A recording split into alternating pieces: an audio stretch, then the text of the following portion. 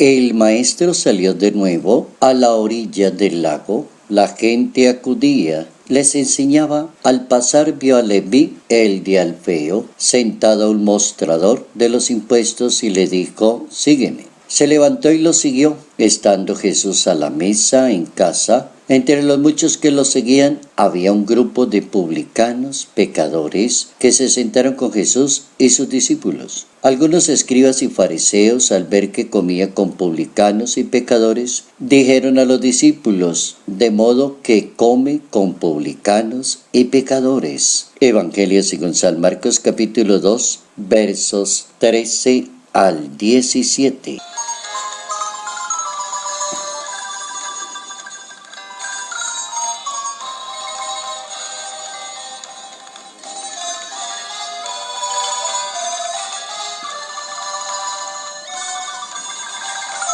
Si el Hijo de Dios predica una buena nueva manera de pensar, ¿por qué existen personas que se resisten al cambio en la mentalidad? Notas amables a la palabra de Dios. Sábado 19 de enero, año 2019.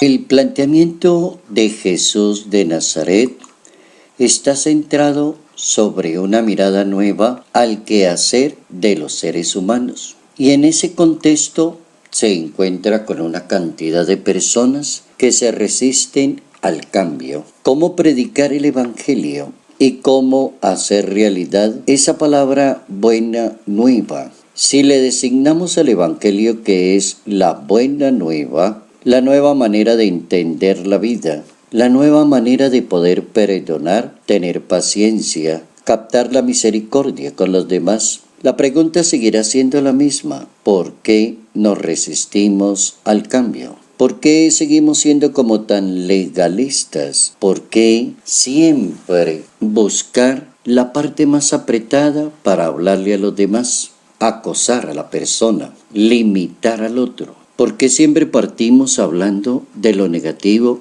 y no de lo positivo? ¿Por qué siempre juzgar en lugar de admirar o mirar lo importante? Jesús de Nazaret enfrenta esta mentalidad que existe en su momento, y es la mentalidad de algunos fariseos y algunos personajes que, al ver que comía con publicanos y pecadores, entran a juzgar al maestro porque come con pecadores. Y esa es la enseñanza para hoy.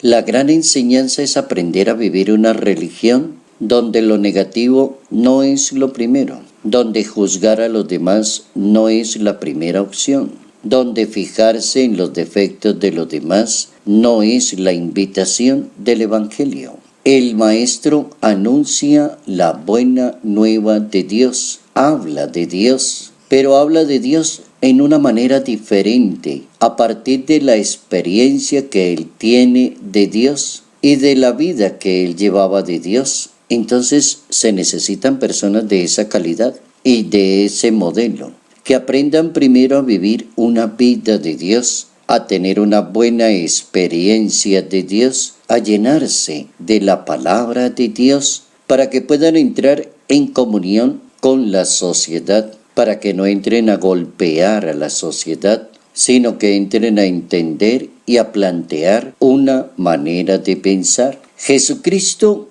es un pedagogo excelente y es un revolucionario del pensamiento. Contesta a sus adversarios: no necesitan médicos los sanos, sino los enfermos. No he venido a llamar a los justos, sino a los pecadores. Yo no he venido a invitar a los perfectos, he venido a darle la mano a los que lo necesitan.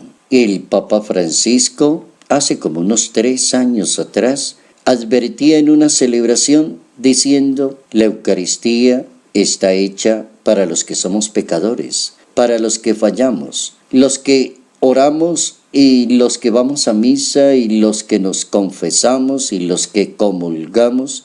somos pecadores necesitados de la gracia de Dios. Toda la armazón de Jesús de Nazaret no fue elaborada para los justos y los perfectos, para los que no tienen errores. Están hechos para la humanidad que necesita del Hijo de Dios. Buena enseñanza del Maestro de Nazaret: pensar de una manera nueva y diferente, lograr romper la barrera de ser personas que no nos acomodamos al nuevo pensamiento, que tenemos los mismos hábitos desordenados que no nos sirven. El Papa Francisco, en septiembre del año 2015, en una homilía en la Casa Santa Marta, decía: Jesús va adelante, abre el camino, nos invita a seguirlo y nos invita a ir lentamente superando los preconceptos que tenemos, nuestra resistencia al cambio de los demás e incluso de nosotros mismos. Y el mismo Jesús de Nazaret, decía el Papa en esa ocasión, desafía día a día con una pregunta: ¿crees que es posible que un recaudador se transforme? ¿Crees que es posible que un traidor vuelva a ser amigo? ¿Crees que es posible que el hijo de un carpintero sea el hijo de Dios? Jesús siempre va adelante de nosotros.